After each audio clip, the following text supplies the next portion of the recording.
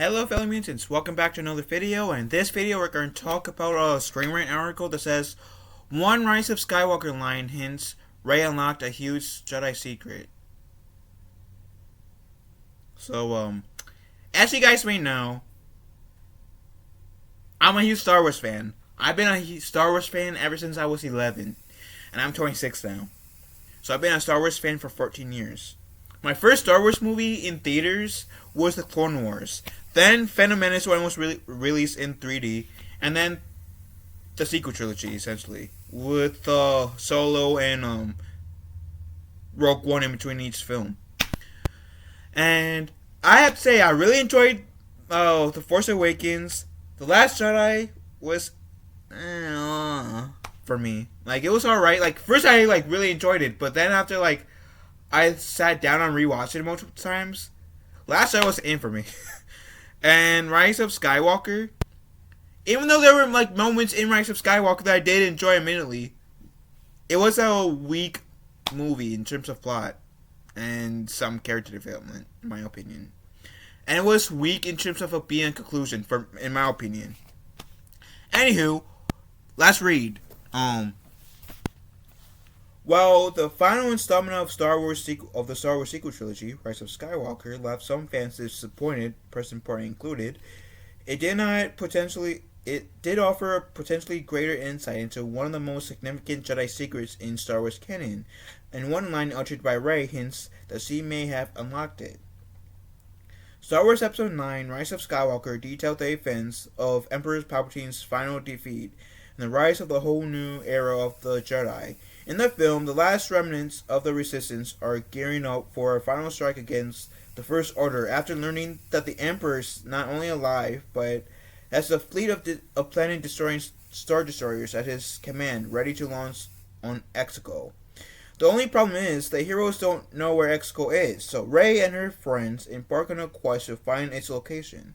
Once they do, the Resistance handles the threat of the Star Destroyers, while Rey and a redeemed Kylo Ren, who's now, I guess, Ben Solo, takes on the Emperor.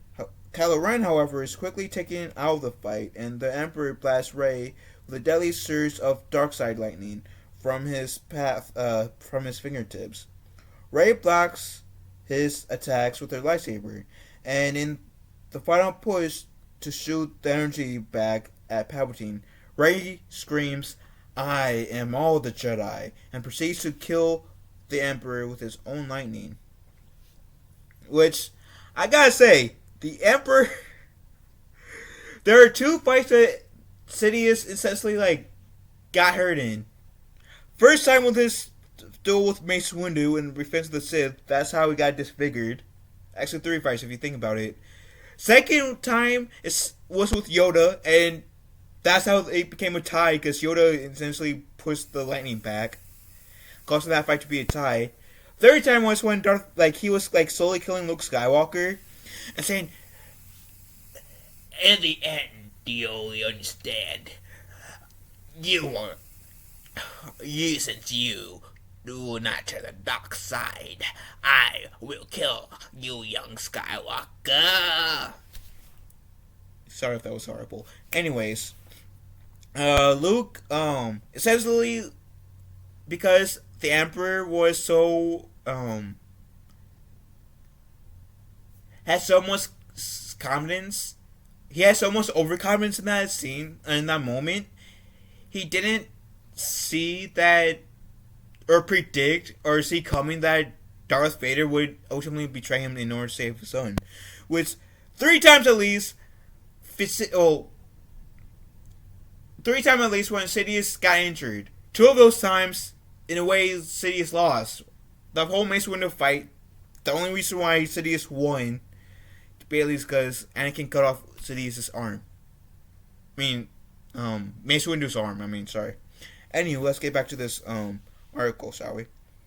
And Star Wars issue number 20 by Charlie Soule and Marco Calazes, which is set shortly before the events of Star Wars Empire Strikes Back. Luke Skywalker is on a quest to learn all the secrets of the Jedi before facing off against Darth Vader.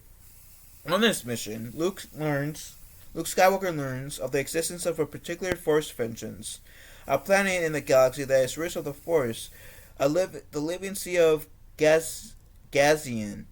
As described in the issue, the living sea of Gazian is a planet that copies the consciousness of every Jedi who visits it, and then stores those copies within itself. Rey may have tapped into the living sea of Gazian in the Rise of Skywalker. Okay. Right before Rey proclaimed herself as a living representation of all the Jedi in history, she hears the voices of nearly every Jedi that's appeared in Star Wars up to that point. While hearing the voices of dead Jedi is not uncommon, it is supposed to be only possible if the Jedi is able to ascend to the form of Force Ghosts. Otherwise, they simply become one with the universal force and no longer have any physical manifestation, spiritually or otherwise. And that's where Rey's experience becomes hard to understand. If living Jedi can only speak with Jedi who become Force Ghosts, then how did Rey hear the voices of Jedi who didn't become Force Ghosts? It seems the only logical answer is Rey somehow tapped into the living sea of Gazian remotely and heard the encouraging voices of the copied Jedi consciousness that resided there. If this presumption is true, then Rey's power goes far beyond being able to defeat Palpatine. If Rey has remote access to the memories of every Jedi within the living sea of Gazian, then she would, by extension, also have access to the deepest secrets of the Jedi. With Rey being the current last Jedi, the access to ancient knowledge and teachings would be instrumental to establish of a new Jedi Order should Rey decide to commit to that undertaking. Which I'm so hoping we'll get stories that will have Rey reboot the Jedi Order or bring back the Jedi Order, which I've said multiple times on this channel. Anywho, I digress. While all of this is purely speculative, Rey having access to the living sea of Gazian would explain how she was able to do what she did in Rise of Skywalker and would be the perfect foundation on which the future of the Jedi and the entire Star Wars franchise could be built. I mean, yeah, but I feel like her. I don't know how I feel about that at the moment, cause it feels like in the sequel trilogy, Rey was already kind of like somewhat OP. Because like some of the abilities that she was able to, like Force abilities, which was a lot, she was able to get down without any training, and she already feels somewhat OP right now.